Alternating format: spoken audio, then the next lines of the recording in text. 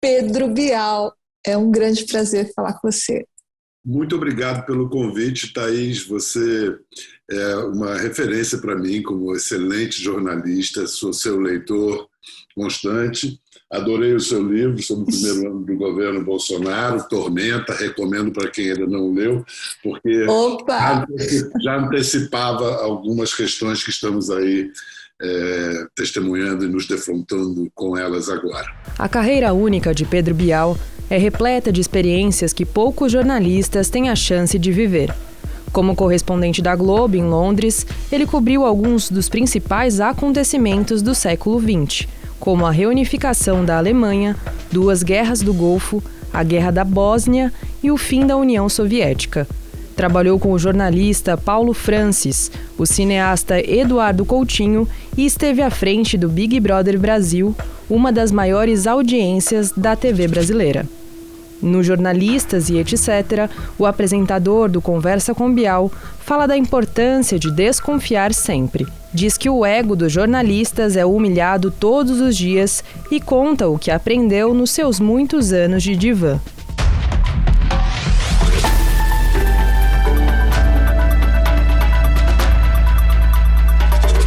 Pedro Bial, como todo mundo sabe, tem uma carreira admirável, para não dizer invejável. Ele foi correspondente da Globo em Londres e, como correspondente, como repórter, cobriu vários eventos muito importantes do século XX, por exemplo, a reunificação da Alemanha, a Guerra da Bósnia, as duas guerras do Golfo, né? O fim da União Soviética. Bom, praticamente todos os eventos importantes do século XX, tirando as duas guerras mundiais, né? Bial faltou só a guerra do Vietnã, mas aí você era um pouco jovem para estar no front, né? Então, além da vasta experiência que ele tem como repórter, o Bial também apresentou vários programas, comandou vários programas como apresentador e como entrevistador. E agora ele comanda e apresenta diariamente o Conversa com o Bial. E eu queria te perguntar, Pedro Bial, o que é preciso para ser um bom repórter e o que é preciso para ser um bom entrevistador? São as mesmas características ou são coisas diferentes? É mais comum um bom repórter ser um bom entrevistador, mas não é tão comum ou necessariamente um bom entrevistador não é necessariamente um bom repórter. Um bom entrevistador, me parece, quando a gente classifica assim, ele tem como objetivo final a entrevista em si. O repórter tem a entrevista como um dos recursos para o produto final que ele quer atingir.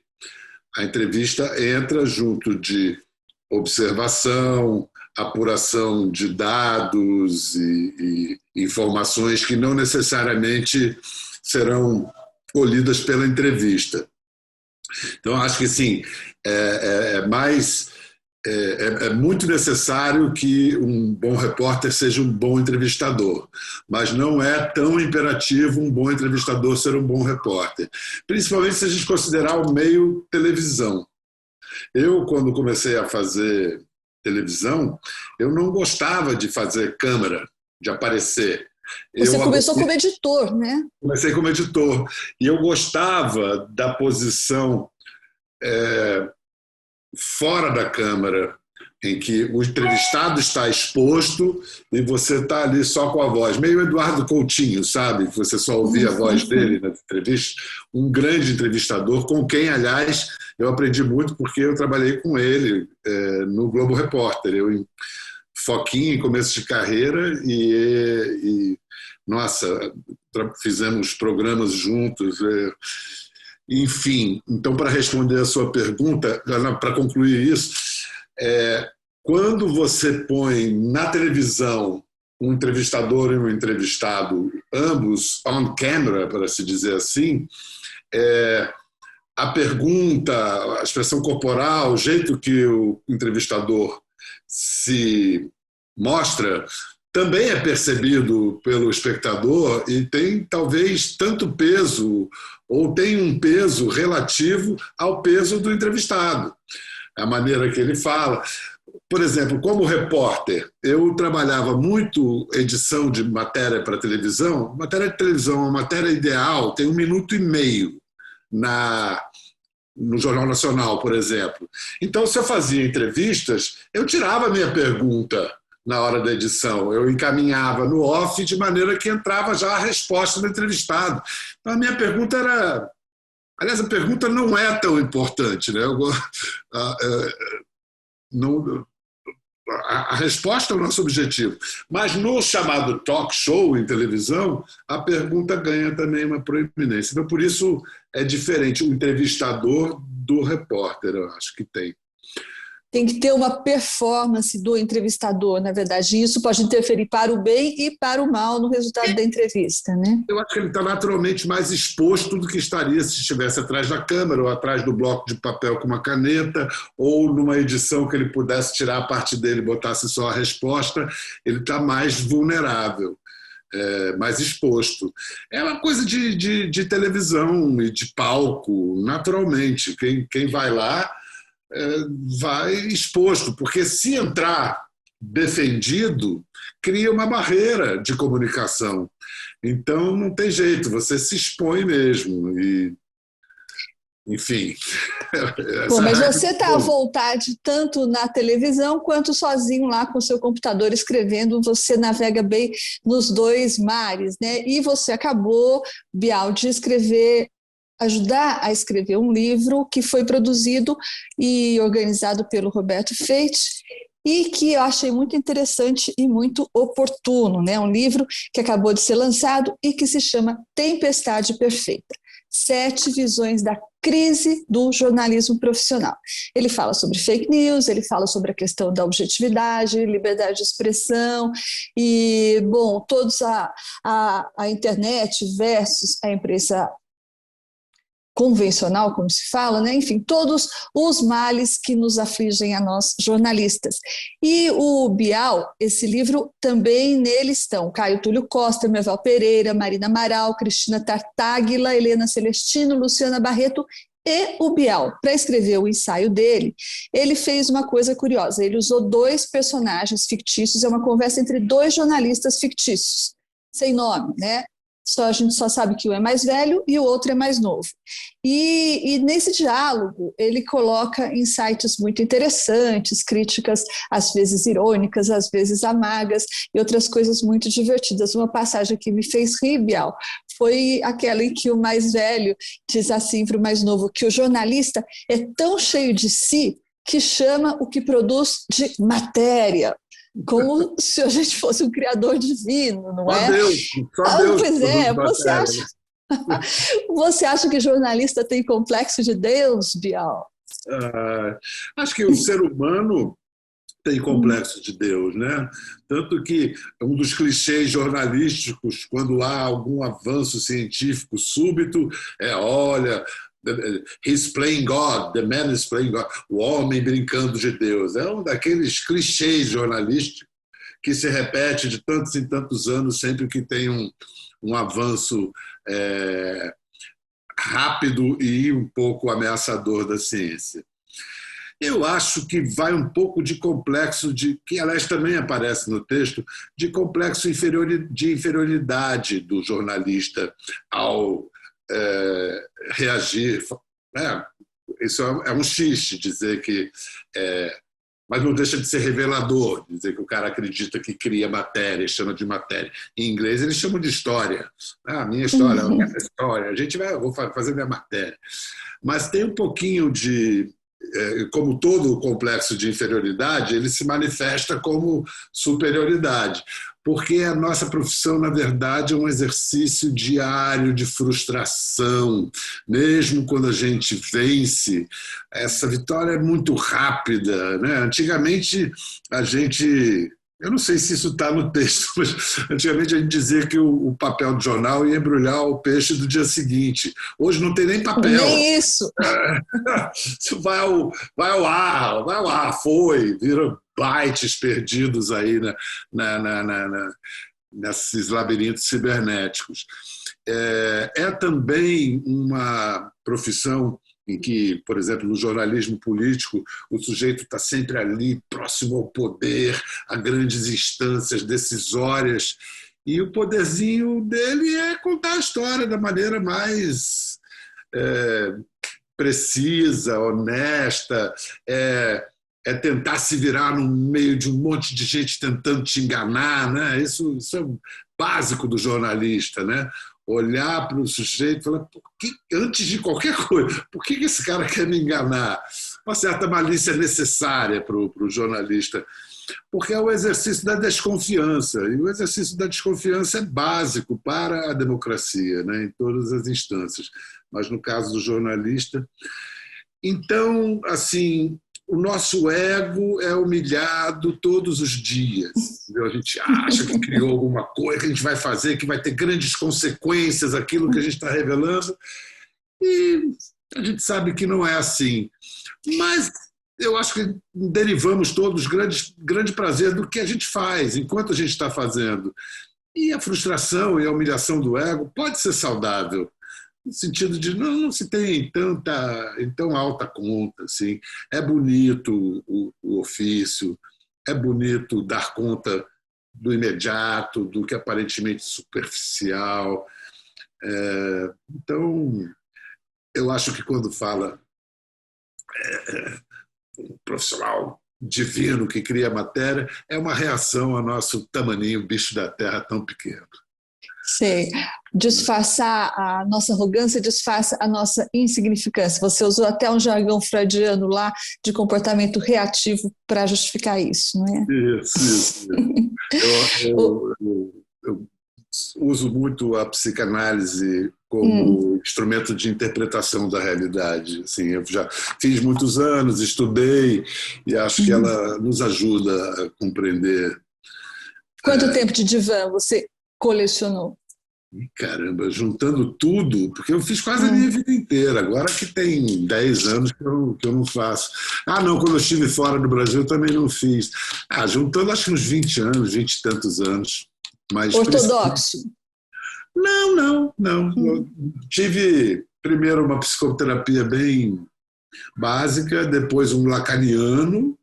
Não deixou saudade pelo jeito lacaniano? Não, ele era muito bom, mas o lacanismo não me atrai. E depois um freudiano, mas não ortodoxo. Um cara que conhecia muito Freud, mas não ortodoxo. Ô Bial, numa outra parte desse seu ensaio, desse diálogo fictício entre os dois jornalistas, você coloca na boca do mais velho uma crítica ao jornalismo, dizendo que o jornalismo errou muito mais do que acertou nos rascunhos que fez da história até hoje. E continua errando mais do que acertando, por exemplo, no julgamento moral de alguns personagens da política. Aí o outro personagem dá uns exemplos, fala assim, por exemplo, de personagens sobre cujo julgamento moral os jornalistas erraram, né? Ele dá exemplo Roosevelt, Getúlio, Lula e até Moro.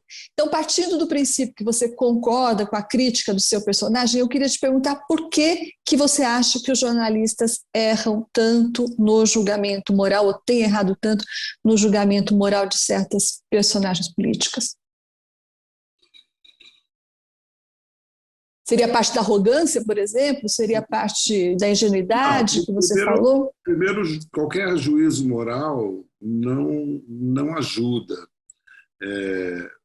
Eu gosto imensamente, eu costumo dizer que o Estação Carandiru, do Drauzio, é os sertões do século XX, porque assim como os sertões de Euclides da Cunha do século XIX, é um microcosmo do Brasil, no sentido de que ali está a barbárie e vem a civilização e usa das armas mais bárbaras para extinguir a barbárie. Foi assim em Canudos, foi assim no Carandiru. O Drauzio, ao descrever o Carandiru, e médicos, e a gente tem grandes médicos escritores no Brasil, é uma linha de grandes autores, ele vê o Carandiru como um organismo e ele consegue descrever e mostrar sintomas e diagnosticar e classificar bandidos sanguinários ou não, funcionários corruptos ou não, ele consegue apresentá-los sem fazer nenhum juízo de valor, juízo de moral. Esse funcionário corrupto está certo ou está errado, esse assassino é bom ou ruim, ele não entra nessa questão. Isso, para nós, nós jornalistas, é muito difícil. A gente cede à tentação de moralizar, mesmo que de maneira disfarçada. Ou, para isso, contribui também a expectativa do leitor, que precisa desse tipo de categoria.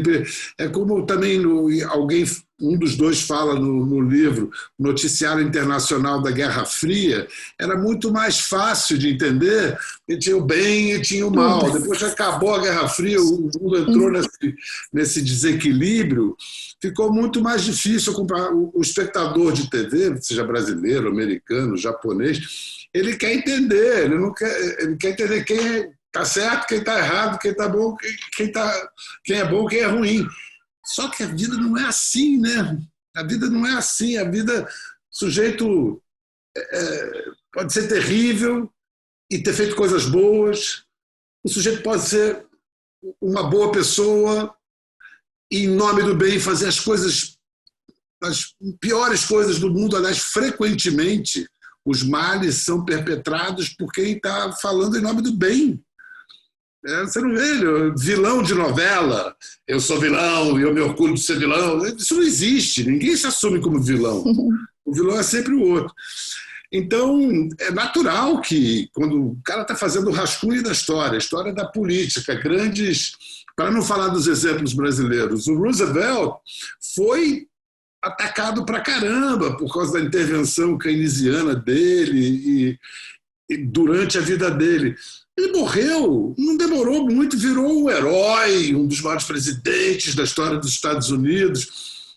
O Getúlio, o nosso sucedâneo ao Roosevelt, eu acho que não tem nada a ver com o Roosevelt, mas talvez o tamanho dele na história do país. Getúlio é um ditador sanguinário? É um ditador sanguinário. Foi terrível, ao mesmo tempo, foi o cara que modernizou as relações trabalhistas, naquele momento era moderno, deu direitos básicos que permitiram a ascensão da classe média, tem todo um lado muito lindo, popular e aclamado pela vontade popular, sim. Mas como é que você dá conta disso? Agora, a gente olhando de longe, fica aqui. Eu posso ficar aqui deitando regra, mas um jornalista de no afã dos acontecimentos, é fácil errar. É fácil errar. Bial, você falou da Guerra Fria, como era mais compreensível o tempo em que existia o comunismo de um lado, o capitalismo do outro, os bons e os maus, etc. A Guerra Fria passou, mas você não acha que, de alguma forma, o jornalismo contemporâneo está replicando um pouco esse maniqueísmo do bem e do mal, sem nuances no meio? Acho, e acho que não só o jornalismo, a arte também. Vejo isso no cinema, em filmes com conteúdo social, digamos assim. Maniqueu está... As redes sociais são o império do maniqueísmo, né?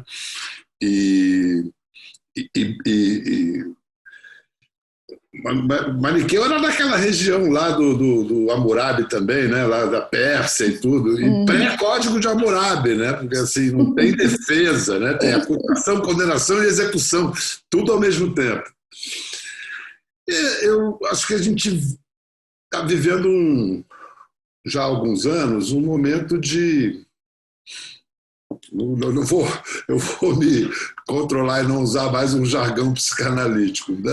Não, por favor. Do oprimido, o reprimido.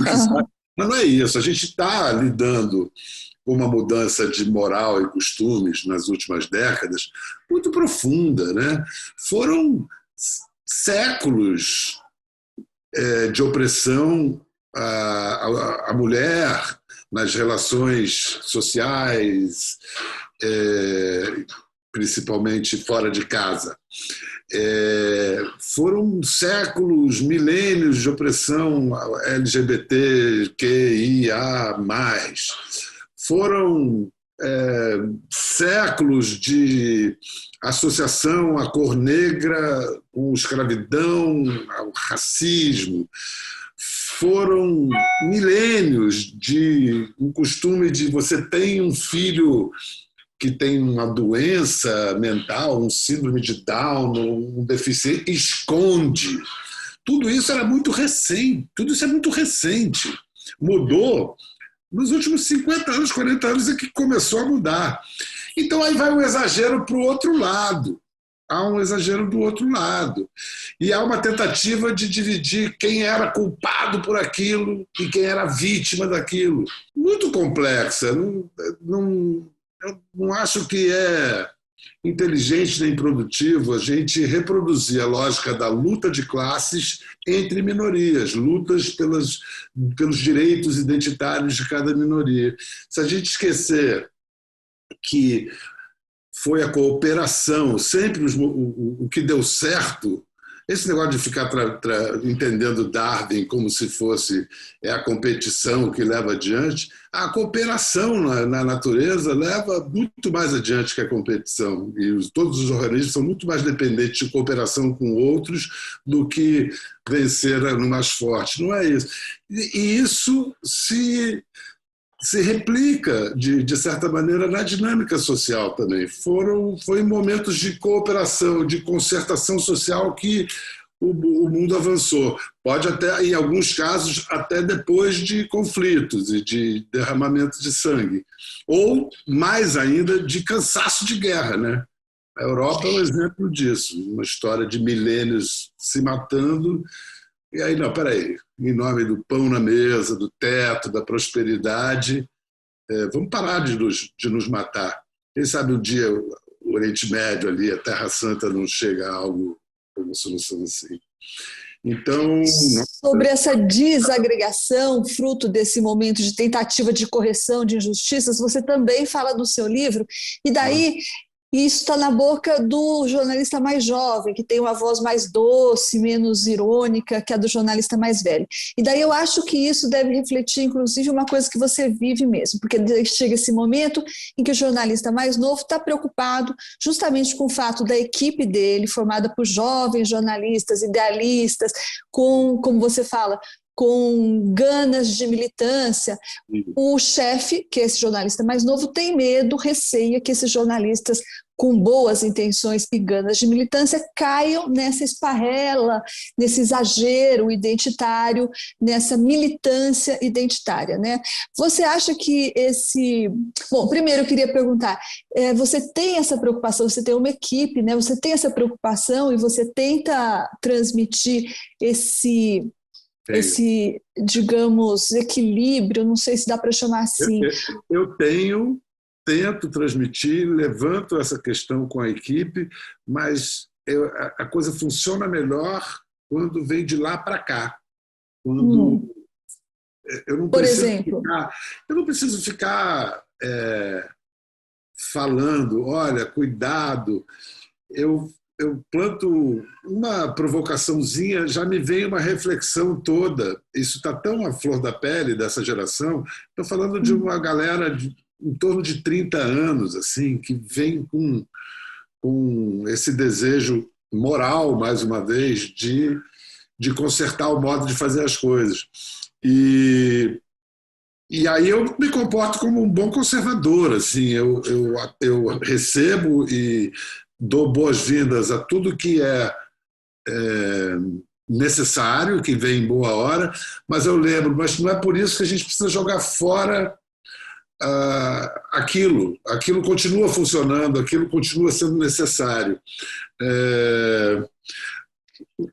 Mais uma vez, a desconfiança, o ceticismo, isso eu sentia já em começos de carreira, na década de 80, começou a ser muito grande a influência das ONGs. As ONGs eram uma novidade ainda.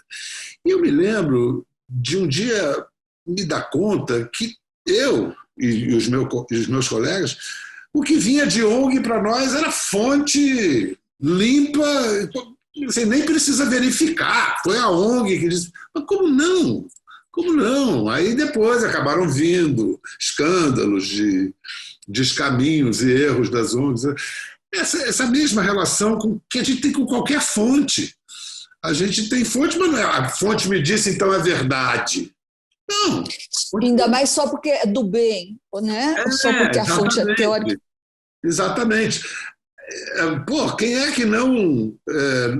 vamos falar do Brasil, isso no mundo todo, mas do Brasil. No Brasil, quem é que não, em sã consciência, não sabe da importância vital? O Brasil resolve a questão negra, a questão das relações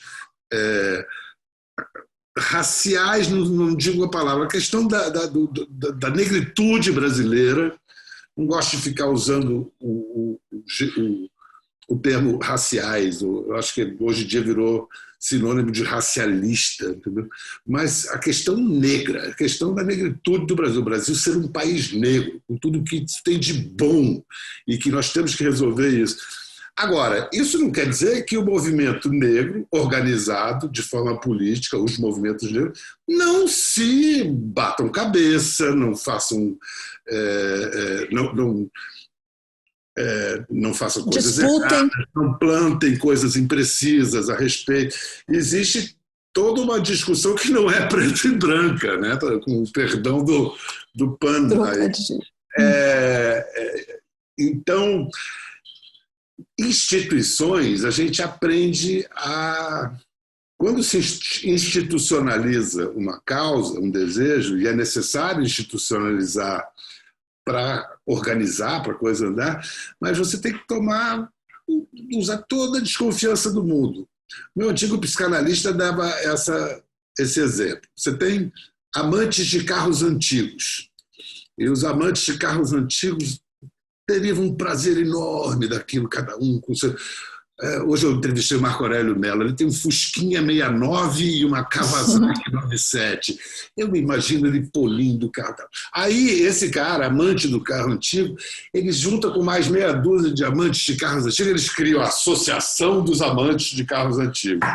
Um mês depois, ninguém está mais olhando carro nenhum, estão brigando pelo cargo de secretário, de presidente, de vice-presidente da associação, entendeu? Deriva da causa. E os carros, todo mundo esqueceu deles. E os carros...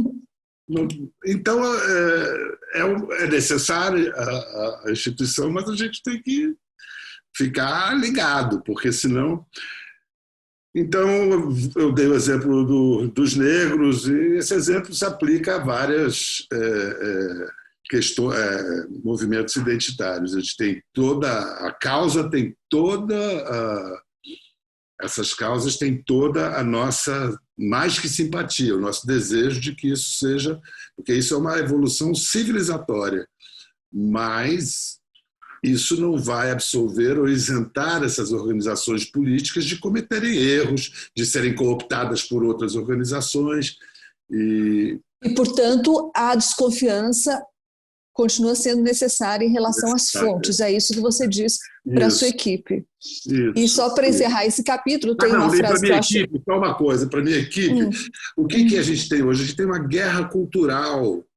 Esse aqui é quer dizer, existe uma... Você pode tomar decisões. Não, o meu veículo, o meu programa, eu vou tomar um lado da guerra cultural, porque assim eu garanto tanto de audiência. Esse é o meu nicho.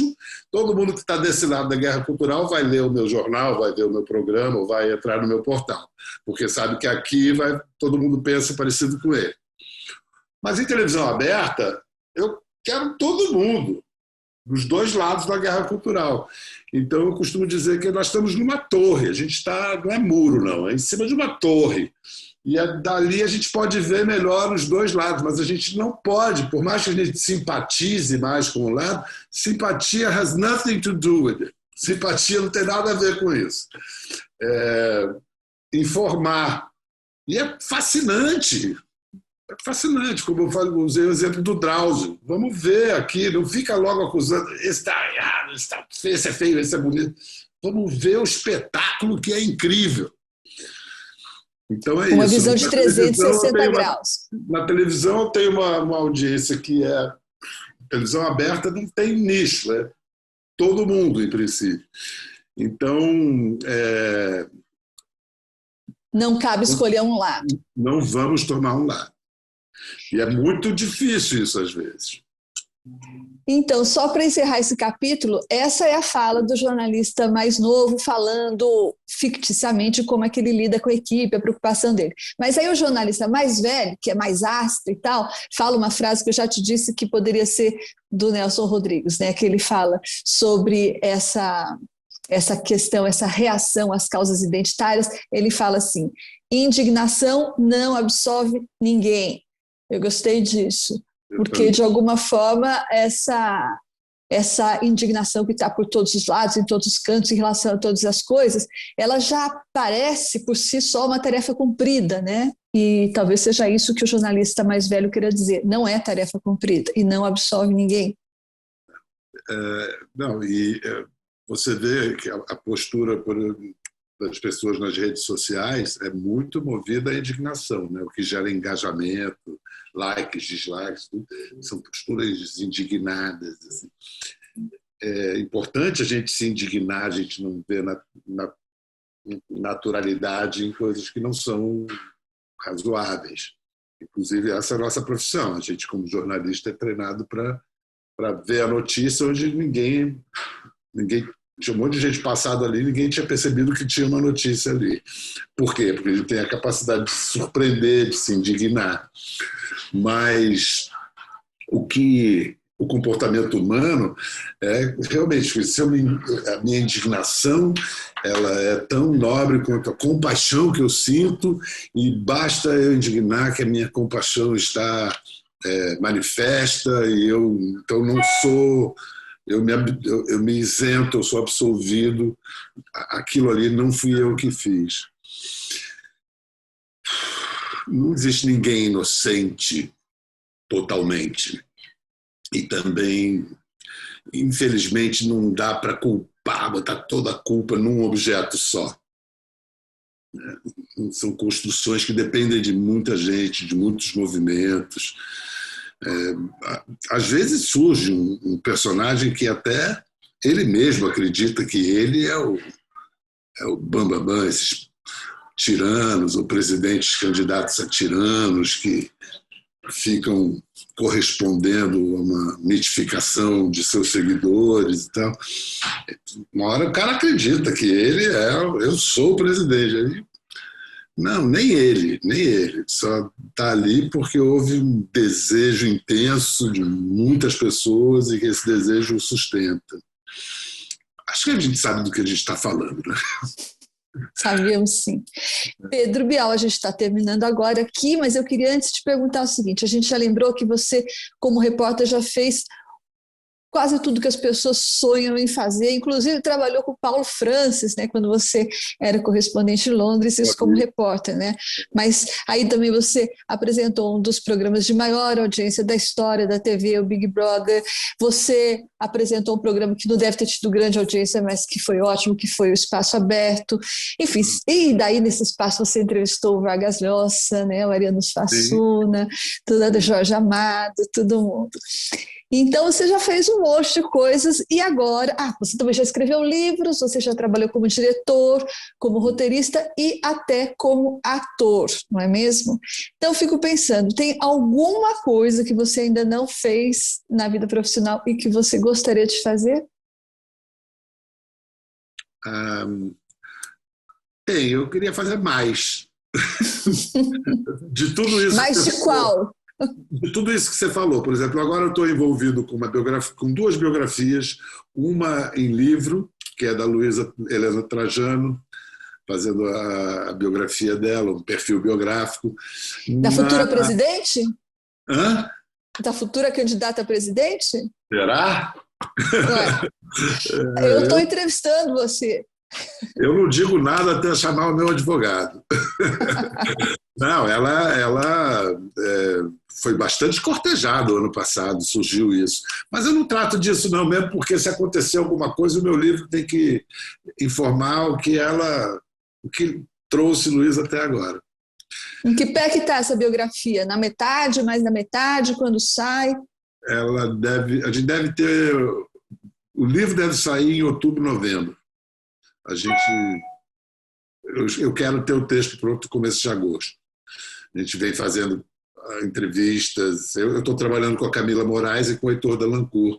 A gente está fazendo a pesquisa, entrevistas, e agora vou, nesse mês, agora dar uma forma, botar isso no papel. No papel é ótimo, né? A gente não põe mais nada no papel. E aí vou fazer uma biografia, uma série biográfica, essa eu não posso antecipar ainda com quem, para streaming, para o Globoplay. Também tô... Político? Pode só contar se é um político ou uma política? Não é um político, não é um político, não. Tem uma outra coisa que também estou começando a desenhar, que é... Eu já fiz um filme de ficção, mas era um filme de ficção adaptado de Guimarães Rosa. O nome do Rosa. O projeto era Os Nomes do Rosa, o filme é Outras Histórias. Mas é aquele texto do Rosa, que é um Shakespeare e tal. Agora eu estou junto com o André Barcinski, que é meu parceiro também numa outra série de documentários que a gente está fazendo sobre Sullivan e Massadas. A gente está fazendo uma coordenação com os meninos muito jovens, documentaristas, que têm 20 anos, 19, documentaristas e jovens cineastas, escrevendo com eles um sitcom de ficção a partir de realidade. Então isso também é uma coisa nova. É isso, Thaís. Vamos sempre na base de qualquer coisa que a gente faz, na origem, está o fogo do repórter, do jornalista que quer saber, que quer compartilhar isso com os semelhantes e com os não semelhantes também, e com os próximos e distantes. Cabem muitas vidas nessa sua vida aí, hein, Bial? Cabem muitas vidas. Você tem que se lembrar que numa vida que cabem muitas vidas, isso quer dizer que você também morreu muitas vezes. Verdade. Mas você está bem vivo agora e operante, né? Bem vivo e operante. Muito feliz e honrado pela oportunidade de falar com você. Eu agradeço muito. Eu agradeço muito, desejo ótima sorte para esses novos projetos e para esse livro que eu achei de fato muito oportuno, muito interessante. Recomendo para todo mundo, chama-se Tempestade Perfeita e acaba de ser lançado. É uma discussão muito atual, está em tudo que é lugar, né? É a conversa da hora, eu acho que é muito importante. Jornalista discutindo jornalista e jornalismo é muito mais crítico do que podem pensar os mais ardorosos críticos de jornalismo que nunca botaram a mão na massa. É verdade. Eu acho que temos que falar sobre isso. É verdade, o seu livro toca em questões cruciais e não doura a pílula não, né? Pelo menos a sua parte, que foi a que eu li com atenção. Vamos lá, Pedro Bial. Muito obrigada pela conversa, foi ótimo, espero te rever outras vezes. Um beijo. Também espero, cuide-se, um grande beijo. Obrigada.